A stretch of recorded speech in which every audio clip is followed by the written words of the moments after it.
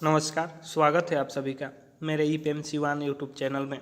आज हम लोग इस वीडियो पार्ट में आकलन, मूल्यांकन, मापन, परीक्षा, परीक्षण यानी कहने का अर्थ हुआ यहाँ पे आप जो है इस वीडियो में difference between assessment, evaluation, measurement and examination, क्या परीक्षण, एग्जामिनेशन या एग्जाम परीक्षा, तो आकलन, मूल्यांकन, मापन एवं परीक्षा, परीक्षण में अंतर को जानेंगे, समझेंगे, इसकी संपूर्ण व्याख्या करेंगे।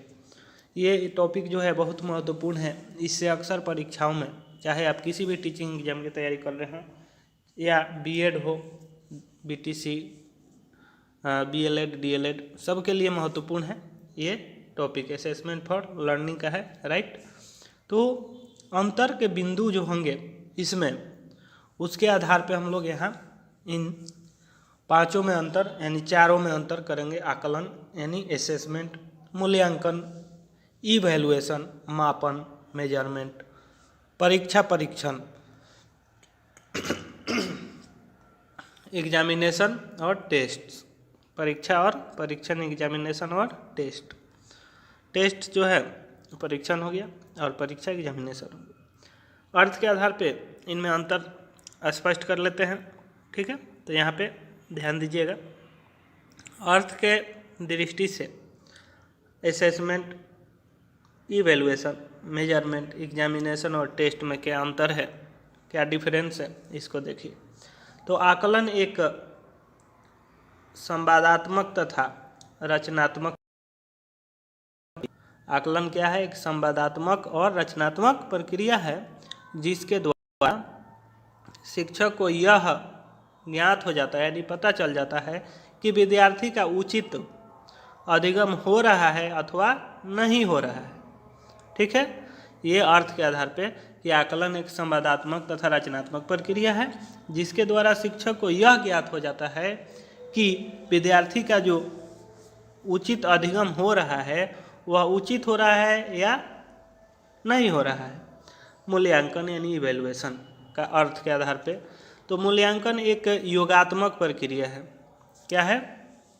कौन सी प्रक्रिया है? योगात्मक।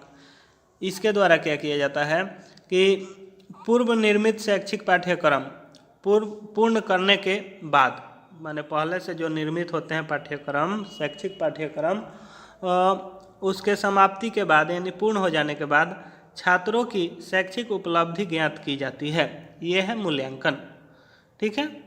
तो असेसमेंट कब किया जाता है? अधिगम जब चल रहा होता है तब। इवैल्यूएशन कब किया जाता है? तो अधिगम यानी पाठ्यक्रम, शैक्षिक पाठ्यक्रम पूर्ण हो जाने के बाद, यानी अधिगम पूरा हो जाने के बाद। अब देखिए पे मापन का अर्थ। मापन आकलन, मूल्यांकन की ही एक तकनीक है। कहने का अर्थ हुआ कि measurement is a technique of assessment and evaluation.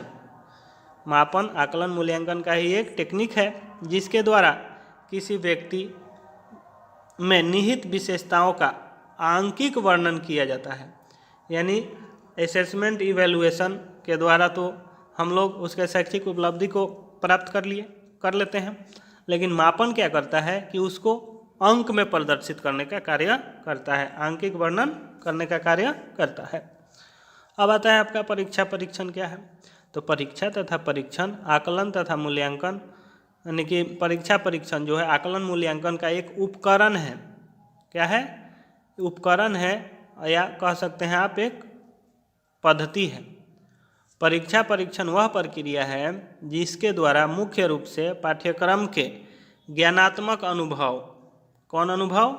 ज्ञानात्मक, पाठ्यक्रम के ज्ञानात्मक अनुभव, कौशल की जांच की जाती है। यानी कि पाठ्यक्रम का ज्ञानात्मक अनुभव और कौशल जो है बच्चे स्किल में जो होता है, स्किल डेवलपमेंट, उस करिकुलम सिलेबस से संबंधित कितने कौशल प्राप्त किए हैं, इसका ज्ञानात्मक कौशल की, अनुभव की जांच की जाती है।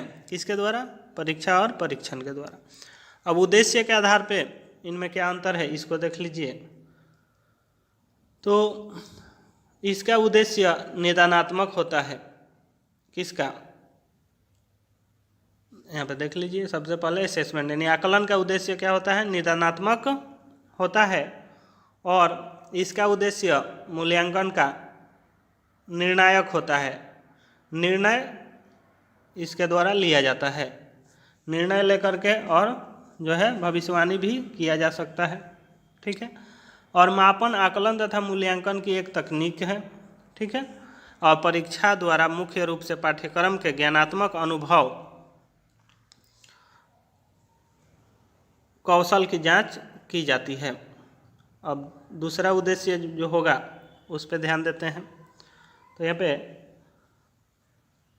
आकलन का उद्देश्य शिक्षण अधिगम कार्यक्रम में सुधार करना, छात्रों व अध्यापक की पृष्ठपोषण पालन करना। देखिए पृष्ठपोषण यानी फीडबैक, इस पे भी वीडियो बन चुका है, आप उसको प्ले लिस्ट में जाकर देख सकते हैं। तो पृष्ठपोषण क्या होता है? यानी कि फीडबैक।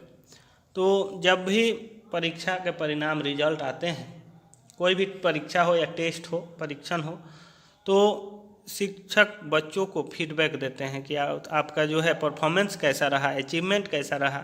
तो फीडबैक से बहुत से फायदे होते हैं, कारण का पता चलता है और उसके बाद उसका निवारण होता है। अधिगम संबंधी कठिनाइयों को ज्ञात करके उसको दूर किया जाता है। और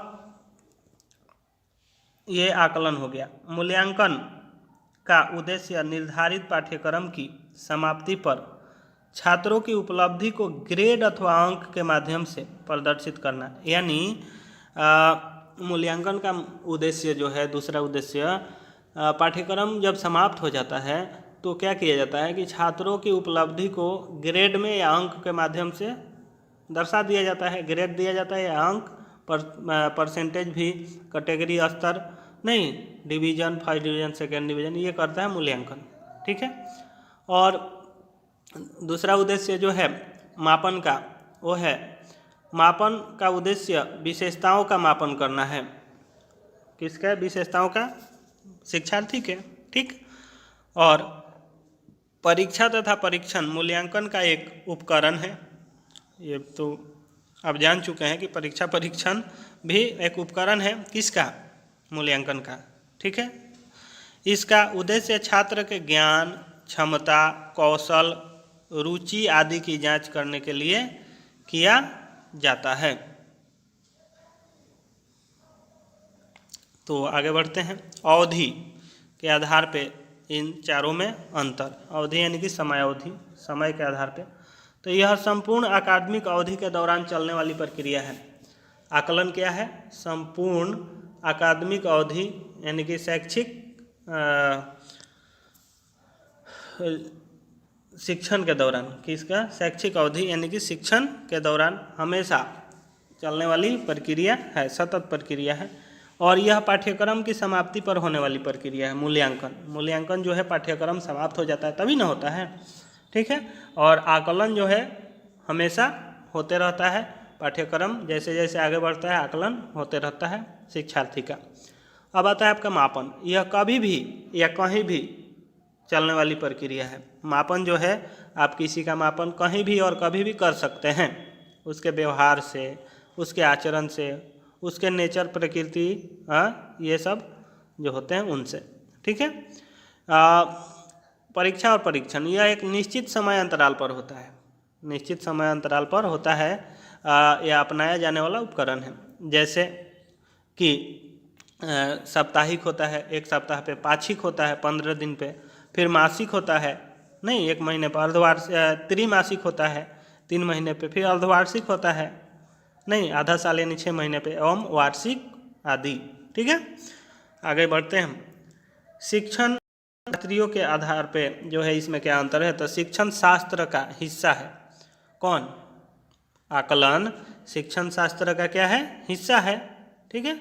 जो पढ़ने पढ़ाने के साथ चलता रहता है, जो पढ़ने पढ़ाने का या सीखने सिखाने के साथ चलते रहता है। ठीक है। यानी कि जब किसी कक्षा में आप किसी विषय को पढ़ा रहे हो मान लीजिए, तो उसमें बीच बीच में बच्चों से जो है उनकी समझ की जांच करने के लिए कि वह ज्ञान अर्जित कर रहे हैं, समझ रहे हैं कि नहीं, प्रश्न पूछते रहते हैं। तो वो हो गया आपका क्या? पढ़ने पढ़ाने के साथ साथ इसकी प्रक्रिया यानी कि आकलन आप किए वहाँ पे, ठीक है। प्रश्न पूछे, बच्चे ने जवाब दिया या नहीं दिया, उससे पता चल जाता है ना, उसका आकलन हो गया।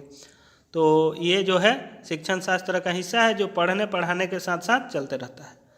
और मूल्यांकन क्या है? तो मूल्यांकन जो है शिक्षण शास्त्रीय के अनुसार शिक्षण शास्त्र का हिस्सा है, मूल्यांकन भी हिस्सा है, जो पढ़ने पढ़ाने के अंत में उपलब्धियों के वर्गीकरण के लिए किया जाता है, उपलब्धियों के वर्गीकरण के लिए किया जाता है।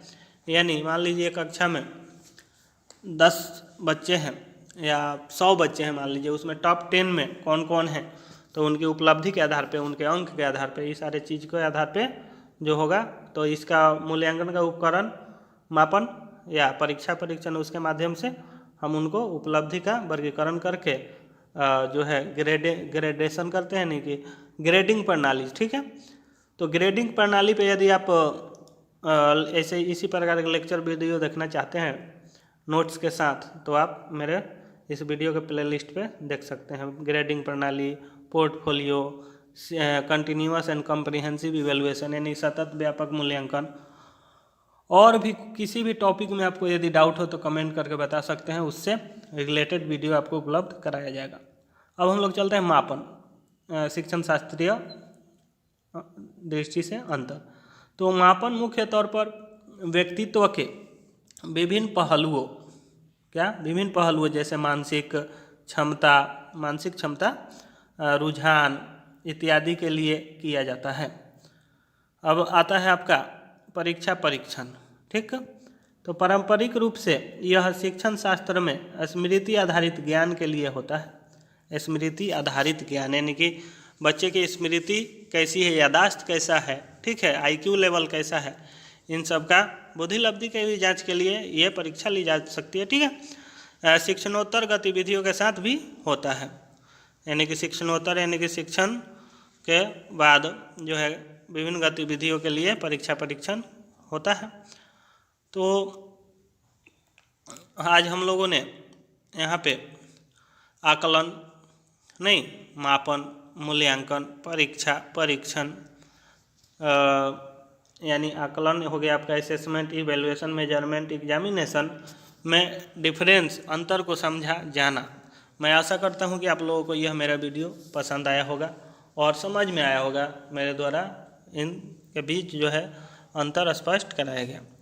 तो वीडियो को लाइक करें, चैनल को सब्सक्राइब करें और बेल आइकन को दबा दें, जिससे कि मैं जब भी आपके कोर्स से रिलेटेड वीडियोज अपलोड करूं तो आपको उसका नोटिफिकेशन मिलता रहे और आपकी तैयारी चलती रहे। तो आज के लिए इतना ही, धन्यवाद।